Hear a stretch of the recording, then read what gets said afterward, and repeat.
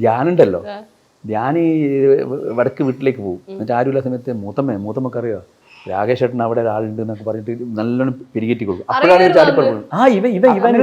ഭയങ്കര ഇവൻ പോയിട്ട് സ്ക്രൂ ചെയ്യൂ, അപ്പൊ അവർ ചാടിപ്പുറപ്പെടും. രാകേഷ് ഏട്ടൻ ഇന്ന് പെൺകുട്ടിയായിട്ട് പിന്നെ ബൈക്കിൽ പോകുന്നുണ്ട്.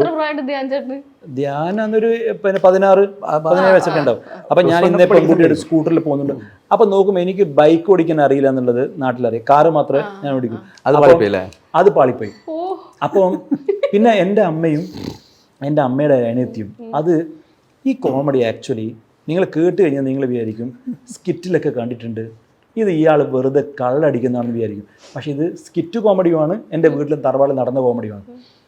എൻ്റെ ഞാൻ കല്യാണം കഴിക്കാനും താല്പര്യമില്ല. എൻ്റെ അമ്മ എന്ത് ചെയ്തു, എൻ്റെ അമ്മേൻ്റെ ഒരു അനിയത്തിനെ കൂട്ടിയിട്ട് ജോത്സ്യൻ്റെ അടുത്ത് പോയി. എൻ്റെ അമ്മേൻ്റെ അനിയത്തിൻ്റെ പ്രശ്നം എന്താ അറിയോ, 24 വയസ്സായുള്ള മോക്ക് കല്യാണം ആകുന്നില്ല. അത്ര 24 വയസ്സേ ആയിട്ടുള്ളൂ ആ കുട്ടിക്ക്. അപ്പോൾ എനിക്ക് കല്യാണം ആവുന്നില്ല.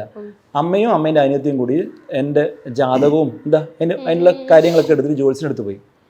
അപ്പോൾ എൻ്റെ ആൻറ്റി ഭക്തി പുരസ്സരം ഈ ജാതകം കൊടുത്തു.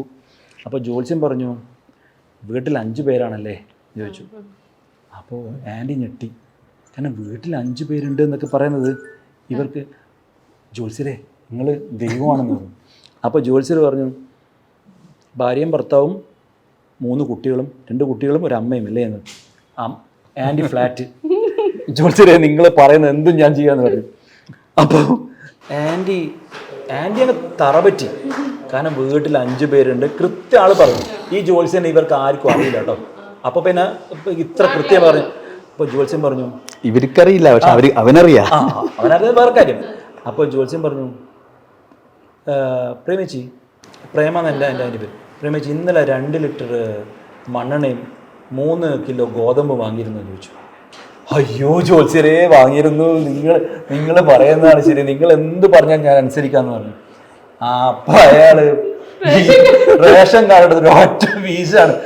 ഒന്ന് പോയിക്കൊണ്ട് തള റേഷൻ കാർഡ് എടുത്തിട്ടാണ് എൻ്റെ അടുത്ത് വരുന്നത്.